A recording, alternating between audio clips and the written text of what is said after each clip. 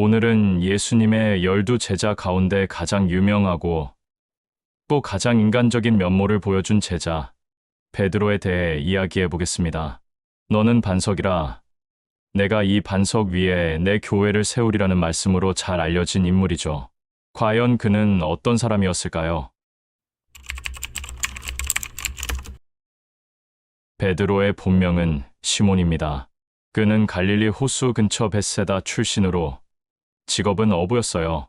형제 안드레의 소개로 예수님을 처음 만났고 예수님은 그에게 새로운 이름을 주셨습니다. 그것이 바로 게바, 헬라어로는 페트로스, 영어식으로는 피터, 한국어로는 베드로라는 이름인데요. 모두 반석, 바위라는 의미를 가지고 있습니다. 당시 갈릴리 호수는 어업의 중심지였습니다. 시몬은 아버지 요한의 가업을 이어받아 평범한 어부로 살아가고 있었죠. 매일 밤 그물을 던지고 새벽에 고기를 잡고 그물을 정리하는 반복되는 일상이었습니다. 하지만 그의 동생 안드레가 모든 것을 바꿔놓았습니다. 안드레는 세례 요한의 제자였는데요. 어느 날 세례 요한이 예수님을 가리키며 보라, 하나님의 어린 양이로다라고 말했습니다. 안드레는 즉시 예수님을 따라갔고 그날 저녁 형 시몬에게 우리가 메시아를 만났다고 외쳤습니다.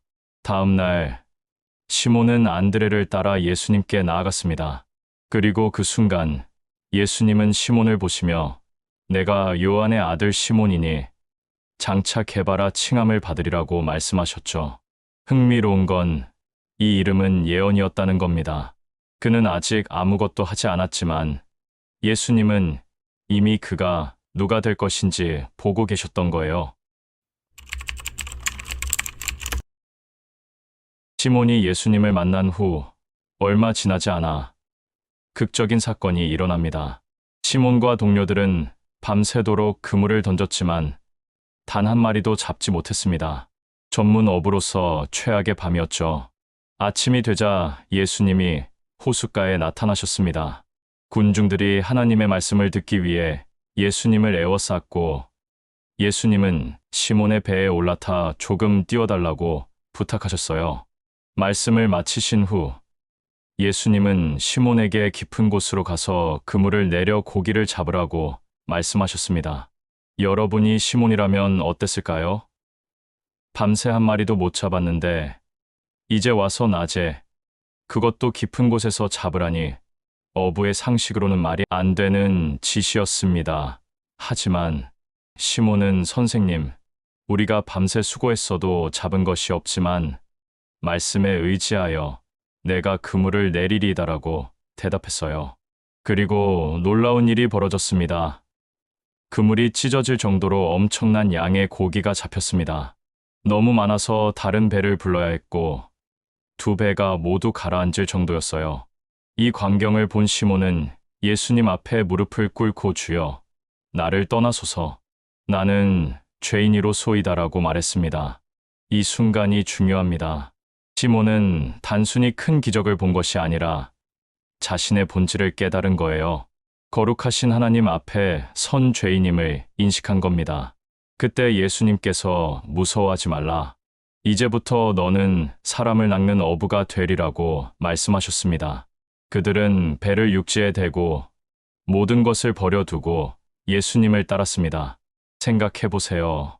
그들은 평생의 생계수단이었던 배와 그물, 그리고 역대급 대어를 잡은 바로 그 순간을 뒤로하고 떠났습니다. 이것이 진정한 헌신이었습니다. 베드로를 한마디로 표현하면 생각보다 말과 행동이 빠른 사람이었습니다. 성경 속에서 베드로는 항상 먼저 입을 열고 먼저 행동합니다. 가장 유명한 예가 물 위를 걷는 장면이죠. 제자들이 탄 배가 갈릴리 호수 한가운데서 폭풍을 만났습니다.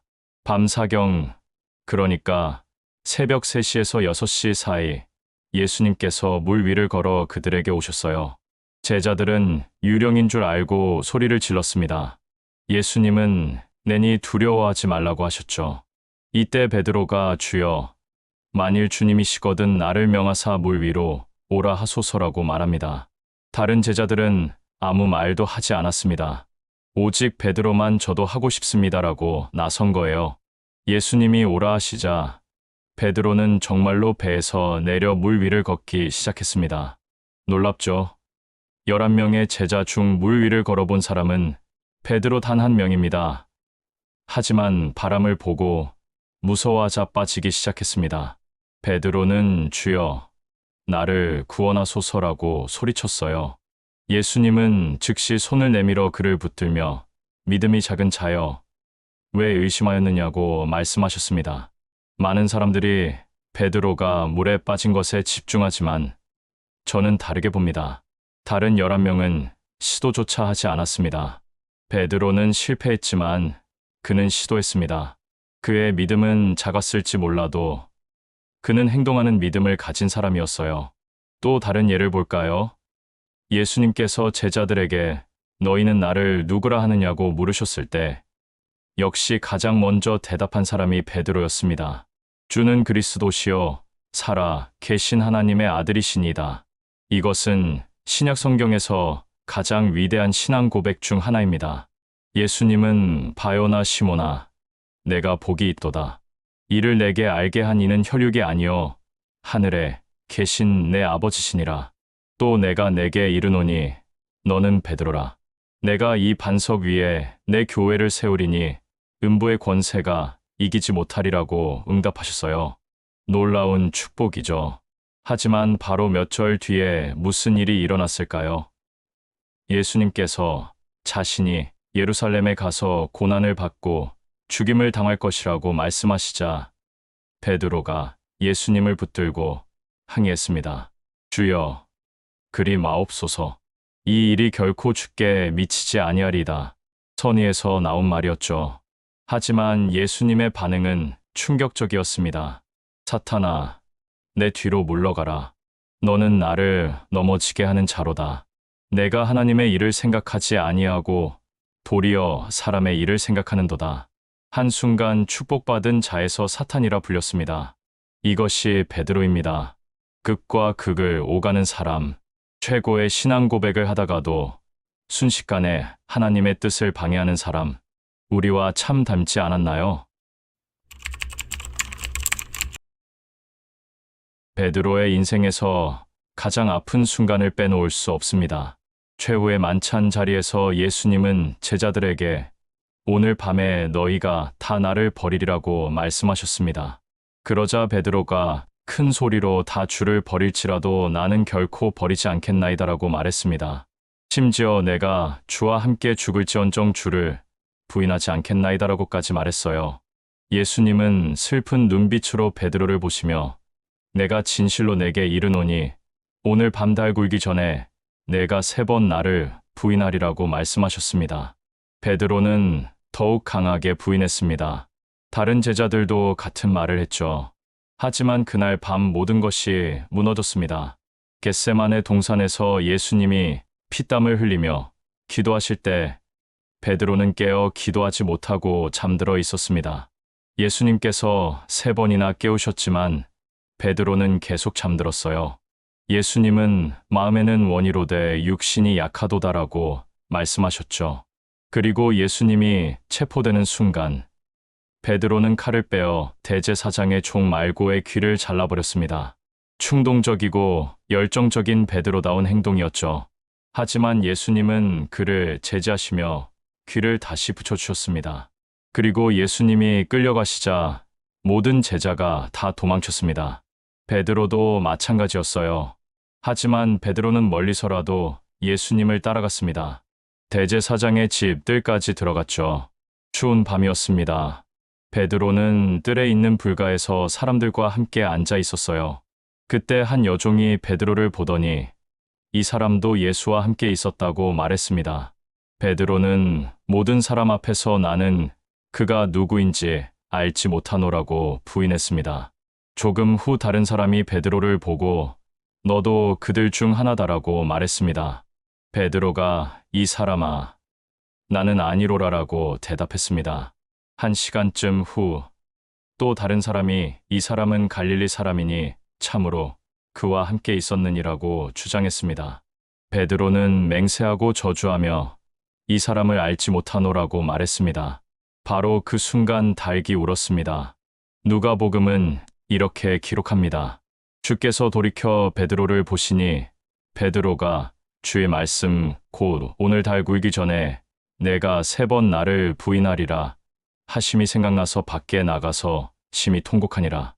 예수님과 베드로의 눈이 마주쳤습니다. 예수님의 눈빛에는 정죄가 아니라 슬픔과 사랑이 담겨 있었습니다. 베드로는 밖으로 나가 심히 통곡했습니다. 이것이 베드로가 경험한 가장 큰 실패였습니다. 자신이 그토록 사랑한다고 말했던 스승을 죽을 때까지 따르겠다고 맹세했던 주님을 3번이나 부인한 것입니다. 여러분, 혹시 주님께 큰 소리 쳤다가 실패한 경험이 있으신가요? 베드로의 이야기는 여기서 끝나지 않습니다. 예수님이 부활하신 날, 천사는 여인들에게 가서 그의 제자들과 베드로에게 이르기르리라고 말했습니다. 제자들과 베드로에게 왜 베드로를 따로 언급하셨을까요? 베드로는 자신이 더 이상 제자가 아니라고 생각했을 겁니다. 자격이 없다고 느꼈겠죠. 하지만 예수님은 베드로를 따로 부르셨습니다. 너는 여전히 내 제자야. 너를 포기하지 않았어. 얼마 후 베드로와 몇몇 제자들은 갈릴리로 돌아가 다시 고기를 잡고 있었습니다. 아마도 베드로는 생각했을 거예요. 나는 실패한 제자야. 다시 업으로 살아가자. 그들은 밤새 그물을 던졌지만 아무것도 잡지 못했습니다. 이 장면 나치지 않나요? 네, 처음 예수님을 만났을 때와 똑같은 상황입니다. 날이 새어갈 무렵 해변에 한 사람이 서 있었습니다. 얘들아, 고기가 있느냐? 없나이다. 그물을 배 오른편에 던지라. 그리하면 잡으리라. 그들이 그물을 던지니 또다시 엄청난 양의 고기가 잡혔습니다. 요한이 베드로에게 주님이시다라고 말했습니다. 베드로는 겉옷을 두르고 바다로 뛰어들었습니다. 다른 제자들은 배를 타고 왔지만 베드로는 기다릴 수 없었어요. 주님께 빨리 가고 싶었던 겁니다. 해변에는 숯불이 피워져 있었고 그 위에 생선과 떡이 있었습니다. 숯불 기억나시나요? 베드로가 예수님을 부인했던 대제사장의 뜰에도 숯불이 있었습니다. 예수님은 그 아픈 기억의 현장을 재현하셨습니다. 치유하시길 위해서요. 식사 후 예수님께서 베드로에게 물으셨습니다. 요한의 아들 시몬아, 내가 이 사람들보다 나를 더 사랑하느냐? 베드로가 주님, 그렇습니다. 내가 주님을 사랑하는 줄 주님께서 아십니다라고 대답했습니다. 예수님께서 내 어린 양을 먹이라고 말씀하셨습니다. 예수님은 다시 물으셨습니다. 요한의 아들 시몬아, 내가 나를 사랑하느냐? 베드로가 주님, 그렇습니다. 내가 주님을 사랑하는 줄 주님께서 아십니다라고 대답했습니다. 내 양을 치라. 예수님께서 3번째 물으셨습니다. 요한의 아들 시몬아, 내가 나를 사랑하느냐? 베드로는 근심했습니다. 3번이나 물으시니까요. 그는 주님은 모든 것을 아십니다. 내가 주님을 사랑하는 줄을 주님께서 아십니다라고 말했습니다. 예수님께서 내 양을 먹이라고 말씀하셨습니다. 3번의 부인, 3번의 회복. 예수님은 베드로가 실패한 횟수만큼 그를 회복시키셨습니다. 더 이상 정죄하지 않으시고 다시 사명을 맡기셨습니다. 베드로는 더 이상 옛날의 충동적인 베드로가 아니었습니다. 그는 겸손해졌고 자신의 연약함을 아는 사람이 되었습니다. 그리고 이제 진정한 반석 베드로로 거듭나게 됩니다. 오순절 날 성령이 임하셨을 때 가장 먼저 일어나 설교한 사람이 누구였을까요? 네, 베드로였습니다. 한때 여종 앞에서도 떨었던 베드로가 이제는 수천 명 앞에서 담대하게 외쳤습니다. 이스라엘 온 집은 확실히 알지니 너희가 십자가에 못 박은 이 예수를 하나님이 주와 그리스도가 되게 하셨느니라. 그날 3,000명이 회개하고 세례를 받았습니다. 베드로는 성전 미문에서 태어날 때부터 걷지 못하던 사람을 일으켰습니다. 종교 지도자들 앞에서 당당하게 복음을 전했습니다. 감옥에 갇혔다가 천사의 도움으로 풀려나왔습니다. 환상을 통해 이방인에게도 복음이 전해져야 함을 깨달았고 로마 백부장 고넬료의 집에 가서 복음을 전했습니다. 베드로는 정말로 교회의 반석이 되었습니다. 하지만 흥미로운 점은 베드로는 여전히 완벽하지 않았다는 것입니다. 바울이 베드로를 책망하는 장면이 나옵니다. 베드로가 이방인 그리스도인들과 함께 식사하다가 유대인들이 오자 슬그머니 자리를 피했거든요. 바울은 공개적으로 베드로를 책망했습니다. 그리고 놀라운 점은 베드로가 그것을 받아들였다는 겁니다. 옛날에 베드로였다면 어땠을까요?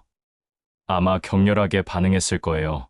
하지만 이제 베드로는 변화했습니다. 자신의 잘못을 인정하고 계속 배우는 사람이 된 것입니다. 교회 전승에 따르면 베드로는 마침내 로마로 갔습니다. 당시 로마는 기독교 박해의 중심지였습니다. 특히 네로 황제 시대에 많은 그리스도인들이 순교했죠. 베드로는 로마에서 복음을 전하다가 체포되었습니다. 전승은 이렇게 전합니다. 베드로가 십자가형을 선고받았을 때 그는 한 가지 요청을 했다고 해요. 나는 내 주님처럼 십자가에 달릴 자격이 없습니다. 나를 거꾸로 못 박아 주십시오. 그렇게 베드로는 거꾸로 십자가에 달려 순교했다고 전해집니다. 처음 예수님을 만났을 때 나는 죄인이니 저를 떠나소서라고 했던 그 베드로가 이제는 예수님을 위해 목숨을 바친 것입니다. 한때 주와 함께 죽겠다고 큰소리쳤다가 3번 부인했던 그가 마침내 진짜로 주님을 위해 죽음을 선택했습니다.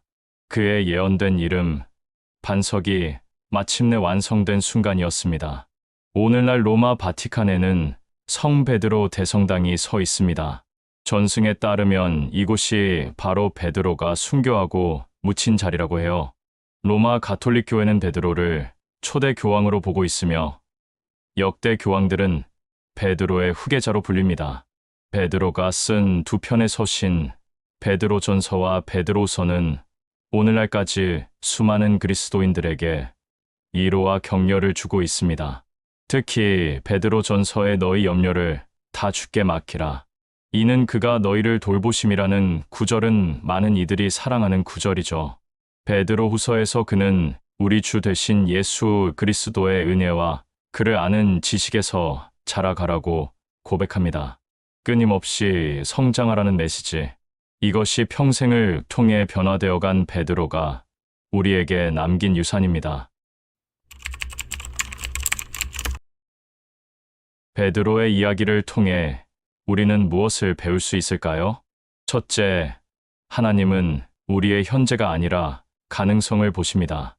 예수님은 충동적이고 불안정한 시몬을 보시고 반석이라고 부르셨습니다. 아직 그가 반석 같지 않았을 때 말이죠. 하나님은 여러분을 보실 때도 마찬가지입니다. 지금의 모습이 아니라 될 모습을 보고 계십니다. 둘째, 실패는 끝이 아닙니다. 베드로는 엄청난 실패를 경험했습니다. 3번이나 주님을 부인했죠. 하지만 그것이 그의 인생의 끝이 아니었습니다. 오히려 새로운 시작이었습니다. 실패는 우리를 겸손하게 만들고 더 깊은 은혜를 경험하게 합니다. 혹시 여러분도 신앙생활에서 큰 실수를 하셨나요? 주님께 큰 소리 쳤다가 넘어진 적이 있으신가요? 베드로를 기억하세요. 예수님은 베드로를 포기하지 않으셨습니다. 셋째, 진정한 용기는 완벽함에서 나오지 않습니다. 베드로의 용기는 그가 완벽해서가 아니었습니다. 그는 자신의 연약함을 알았고 그래서 더욱 주님을 의지했습니다. 베드로 전서에서 그는 하나님은 교만한 자를 대적하시되 겸손한 자들에게는 은혜를 주시느니라라고 썼습니다. 이것은 평생 교만과 겸손 사이에서 씨름했던 베드로의 고백입니다. 넷째, 하나님의 부르심에는 자격이 필요 없습니다. 베드로는 학식 있는 랍비가 아니었습니다. 그냥 평범한 어부였어요. 사도행전은 그들이 베드로와 요한이 담대하게 말함을 보고 그들을 본래 학문 없는 범인으로 알았다가 이상히 여기며 또 전에 예수와 함께 있던 줄도 알아보고라고 기록합니다. 학문 없는 범인. 하지만 그들은 예수와 함께 있었던 사람들이었습니다. 그것으로 충분했습니다. 여러분도 자격이 없다고 느끼시나요? 하나님은 자격 있는 자를 부르시는 것이 아니라 부르신 자를 자격 있게 만드십니다. 다섯째, 사랑은 회복의 열쇠입니다. 예수님이 베드로를 회복시키신 방법은 무엇이었나요? 정죄가 아니었습니다. 질책도 아니었습니다. 내가 나를 사랑하느냐? 사랑이었습니다. 그리고 사명을 주셨습니다. 내 양을 먹이라. 진정한 회복은 과거의 실패를 잊는 것이 아니라 새로운 사명을 받아들이는 것입니다. 그렇다면 오늘 우리는 베드로의 이야기를 어떻게 적용할 수 있을까요? 당신은 지금 어떤 베드로입니까?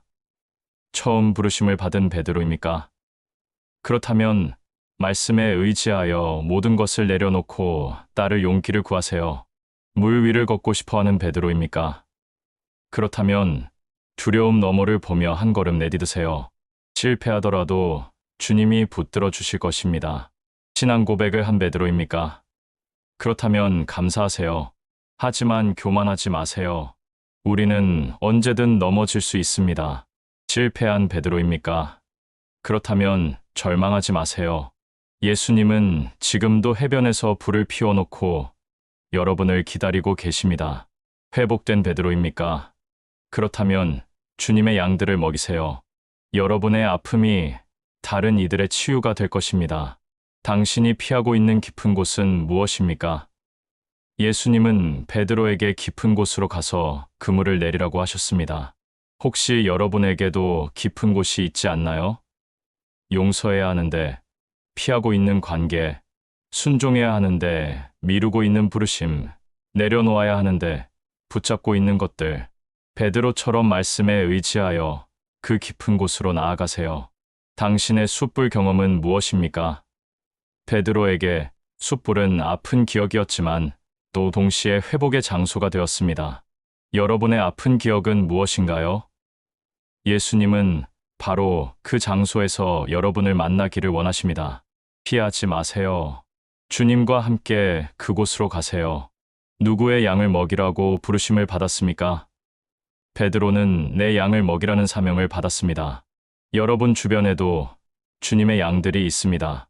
격려가 필요한 동료, 위로가 필요한 친구, 복음이 필요한 가족, 멘토링이 필요한 후배. 하나님은 여러분을 통해 그들을 먹이기 원하십니다. 베드로의 이야기를 마무리하며 이 말씀을 나누고 싶습니다. 베드로는 특별한 사람이 아니었습니다. 그는 우리처럼 평범했고 실수했고 두려워했고 넘어졌습니다. 하지만 그에게는 한 가지가 있었습니다. 예수님을 포기하지 않는 것. 물론 그도 한때 도망쳤습니다. 부인했습니다. 하지만 그는 다시 돌아왔습니다. 그리고 그것이 전부였습니다. 하나님이 원하시는 것은 완벽한 사람이 아닙니다. 다시 돌아오는 사람입니다. 베드로처럼 말이죠. 여러분, 혹시 지금 멀리 떨어져 계신가요? 실패해서 주님께 나아갈 수 없다고 생각하시나요? 베드로를 기억하세요. 예수님은 지금도 해변에 계십니다. 불을 피워놓고 여러분을 기다리고 계십니다. 그리고 물으실 것입니다. 내가 나를 사랑하느냐? 그 질문에 답하세요. 그리고 다시 일어나세요. 여러분도 반석이 될 수 있습니다. 베드로처럼. 오늘은 예수님의 제자 베드로, 반석 위에 세워진 교회의 이야기를 나눴습니다. 여러분의 인생에서 베드로의 이야기가 어떤 의미로 다가왔는지 댓글로 나눠주세요. 그리고 구독과 좋아요, 알림 설정 꼭 부탁드립니다. 다음 시간에는 또 다른 제자 이야기로 찾아뵙겠습니다. 베드로처럼 넘어져도 다시 일어나는 그런 한 주 되시기를 바랍니다. 감사합니다.